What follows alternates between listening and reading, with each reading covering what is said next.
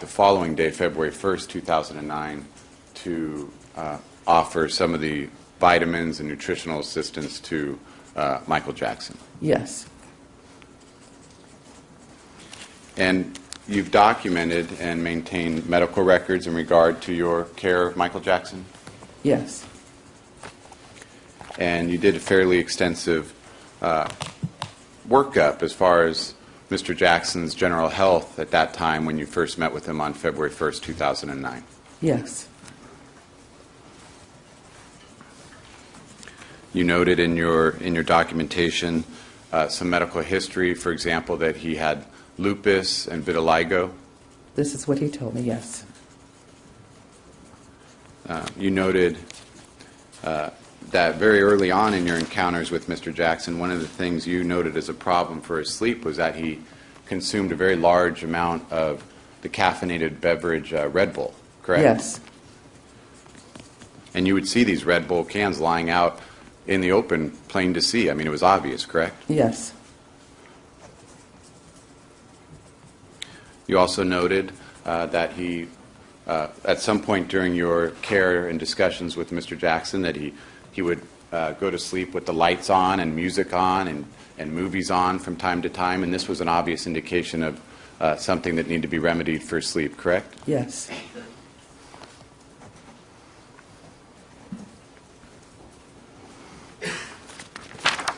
Now, in this initial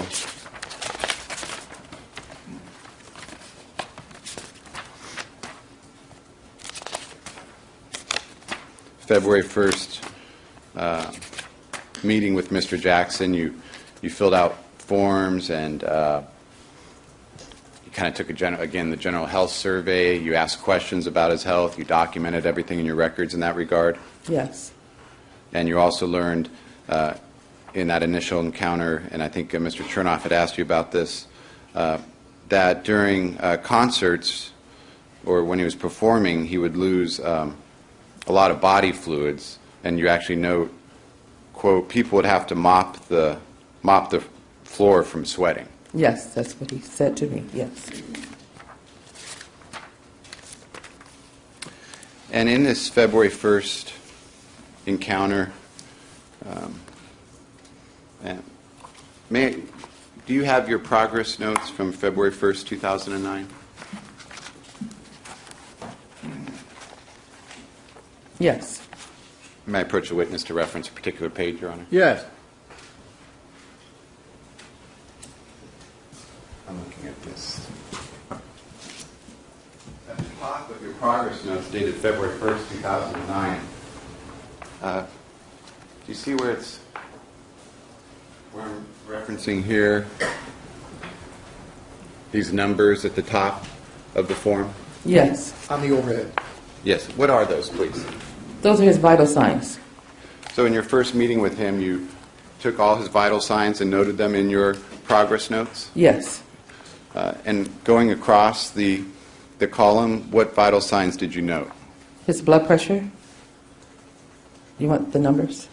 No, just what did you note? What are? Oh, his blood pressure, his pulse rate, his respiratory rate, his. I didn't do a temperature on him. Actually, I didn't weigh him. I just asked him his weight. Okay. Mm-hmm. And you documented those vitals in the notes? Yes. And during this initial meeting, you also made the determination then to pursue, well, at the bottom of that page it says plan, and one of the plans was to pursue blood work or lab work. Yes. And why was that? Because he wanted to start a nutritional program, and I needed to find out where he was with his health, and I also wanted to find out, because I think it was, well, I just wanted to find out where he was with his health. Okay. So it's important to do lab work first. And you did draw blood? Yes. And that was difficult to do because he had very small veins, correct? Yes. And again, as part of your plan on this very first encounter of February 1st, 2009, you advised Mr. Jackson to discontinue all the caffeinated Red Bull drinks so that could help him sleep. Yes.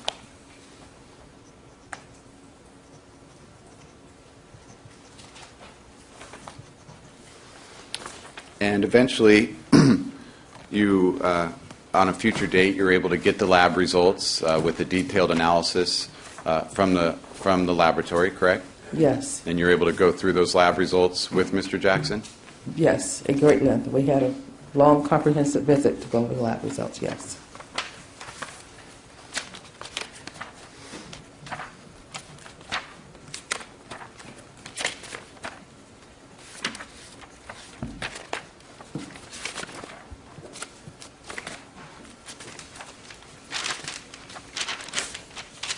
And you have, again, just going through your medical records, you have progress notes for the following day of February 2nd, 2009?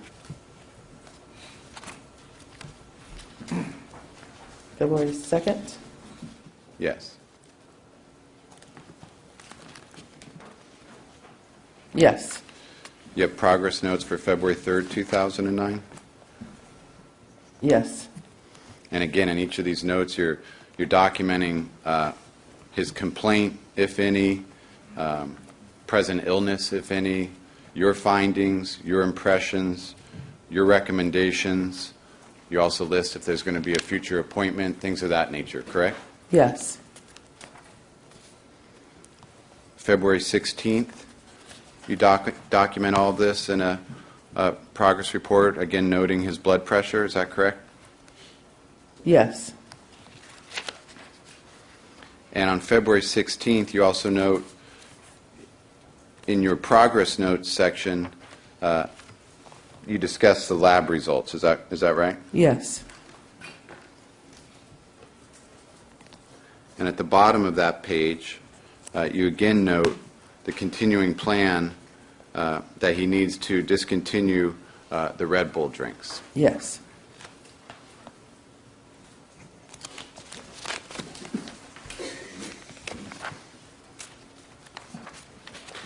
And were there two separate lab screenings you had performed, or just one? 2. And why was the second one done? The second one was done because I set him on a treatment plan based on the outcome of his lab work, and I wanted to see how effective the treatment was, All right. and everything had gone to normal So there had been an improvement. greatly. And this was through your advice of discontinuing Red Bull drinks, giving him vitamins, and following up on his nutritional needs. Yes,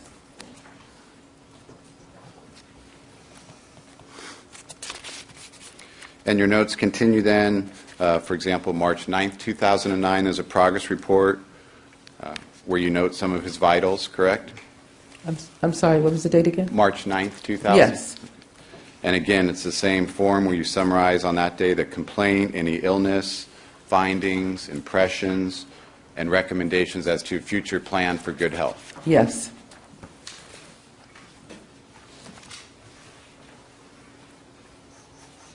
And on that day, going to your progress notes of March 9th, 2009, it notes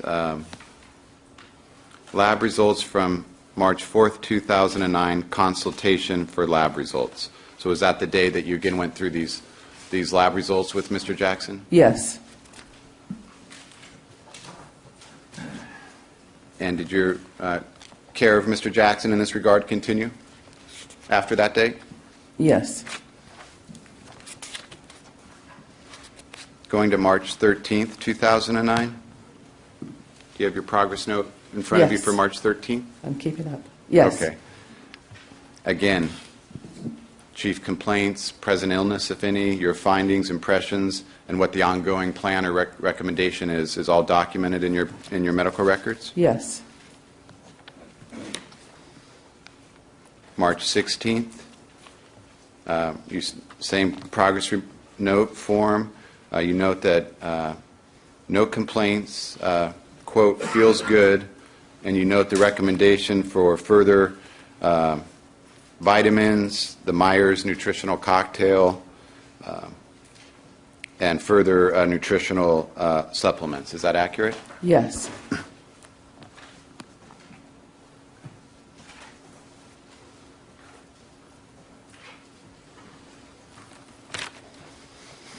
And this documentation continues through March 20th, 2009, Yes. March 24th, 2009.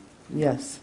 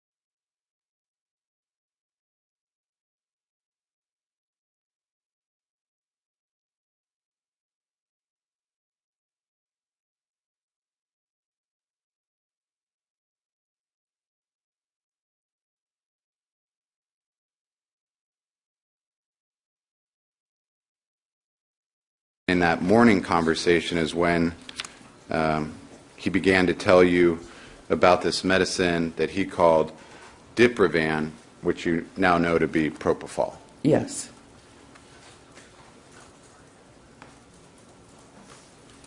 And this is all documented in your medical records. Yes.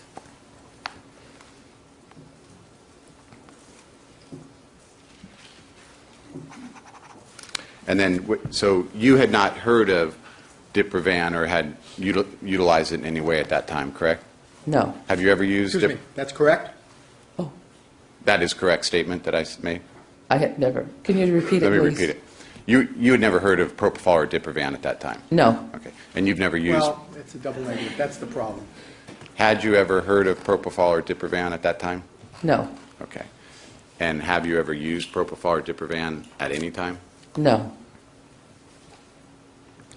And so when Mr. Jackson expressed an interest in Diprivan, you had to research it and get up to speed on it. Yes. And so you made a telephone call initially? Is that accurate? Yes. Okay. And you found out that it's something that's basically used in hospitals for surgery? Yes.